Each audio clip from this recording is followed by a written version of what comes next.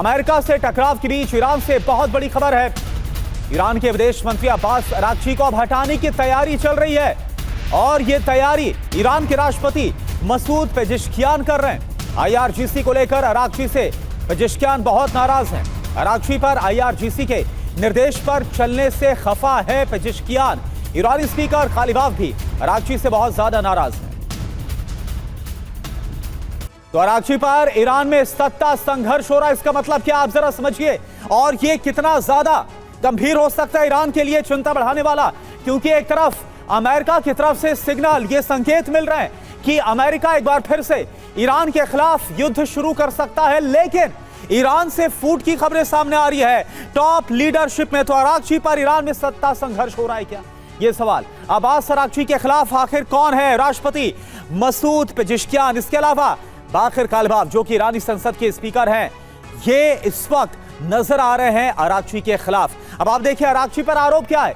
IRGC के commander Ahmad वाहिदी के निर्देश पर वो काम कर रहे हैं और कोई भी आगे फैसला ले रहे हैं। कैबिनेट मंत्री से ज्यादा वाहिदी के सहायक की जो भूमिका है वो निभा रहे हैं। बिना राष्ट्रपति को जानकारी दिए एक के बाद एक फैसले अरागची लेते ही जा रहे हैं। इसको लेकर नाराजगी, वाहिदी के ऑर्डर पर ईरान की विदेश नीति ही वो तय कर रहे हैं, यानी जो कर रहे हैं वो आईआरजीसी के चीफ वाहिदी कर रहे हैं या फिर अरागची। ईरान में सरकार वर्सेस आईआरजीसी जो हो रहा है ये कितना चिंताजनक है। पहले भी पेजेश्कियान और वाहिदी के बीच मतभेद की खबरें आई। अमेरिका से वार्ता को लेकर दोनों के रुख बहुत ज्यादा भिन्न, अलग अलग नजर आए। खबरों के मुताबिक ईरान के अधिकतर फैसले इस वक्त वाहिदी यानी कि आईआरजीसी चीफ ले रहे हैं। जंग में शहीद अफसरों की जगह नियुक्ति भी वाहिदी ही कर रहे हैं, यानी कि एक तरह से उनका यह कहना पूरे देश का कंट्रोल इस वक्त वाहिदी ने संभाल रखा है क्या। पेजेश्कियान से नियुक्ति का भी जो अधिकार है वो छीन लिया गया था, यह खबर आ रही है और इसके बाद ही यह नाराजगी अपने चरम पर पहुंचती हुई नजर आ रही। इन सब के बीच एक और बड़ी खबर, कालिबाफ ने यूएस नाकाबंदी का मजाक उड़ाया। कालिबाफ ने पीट हेगसेथ के बयान पर भी तंज कसा। यूएस की सोच से कहीं बड़ी है ईरान की सीमा, ये कालिबाफ की तरफ से कहा गया। तो आपको बता दें, ये देखिए आप बकायदा ये पोस्ट और बकायदा तंज कसा है अमेरिका पर। और जो नाकाबंदी इस वक्त की गई है अमेरिका की तरफ से स्ट्रेट ऑफ हॉर्मुज में, इसका जवाब दिया गया। ये देखिए आप, ये कंपैरिजन ड्रॉ किया गया है जो ईरानी संसद के स्पीकर हैं मोहम्मद बाखर कालिबाफ।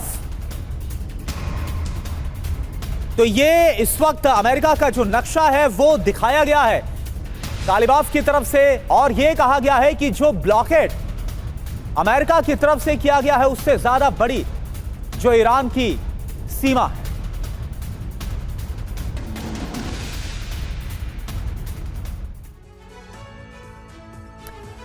तो नाकाबंदी वाला जो प्लान है वो क्या है, पूरी जानकारी आपको बिग वॉल के जरिए देते हैं। ये देखिए आप जरा, नाकाबंदी वाला प्लान कालिबाफ ने कैसे मजाक उड़ाया। ट्रंप का नाकाबंदी प्लान, हॉर्मुज स्ट्रेट में अमेरिका की नाकाबंदी जारी। आप जरा यहां देखिए, अगर यहां पर आप देखें तो ये पोस्ट भी तस्वीर के साथ किया।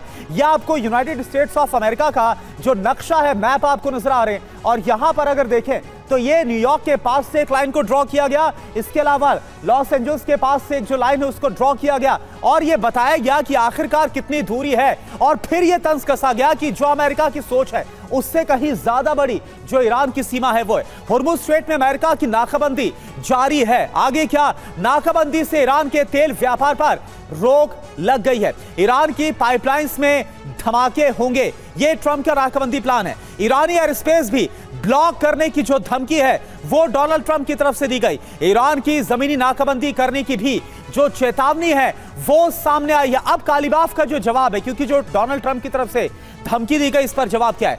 पश्चिमी तट पर न्यूयॉर्क में एक दीवार बनाए, पूर्वी तट पर दूसरी दीवार लॉस एंजल्स में बनाए। और यहां पर अगर आप देखिए ये बकायदा इस तरीके से एक यानी कि एक दीवार यहां पर बनाने की बात बोल रहे हैं, ये जो लाइन ड्रॉ है, और एक यहां पर न्यूयॉर्क के साथ। यूएस के पूर्वी से पश्चिमी तट की जो लंबाई है वो 7,755 किलोमीटर है। तो ये मैप और साथ साथ क्या बताया गया, ये दोनों इस वक्त हम आपको समझाते हुए नजर आ रहे हैं। और इस तरीके से जो एक तंज है वो कसा गया। ईरान की जो कुल सीमा है उससे फिर भी 1000 किलोमीटर कम है, यानी कि ईरान को कमतर नहीं आंकना चाहिए अमेरिका को।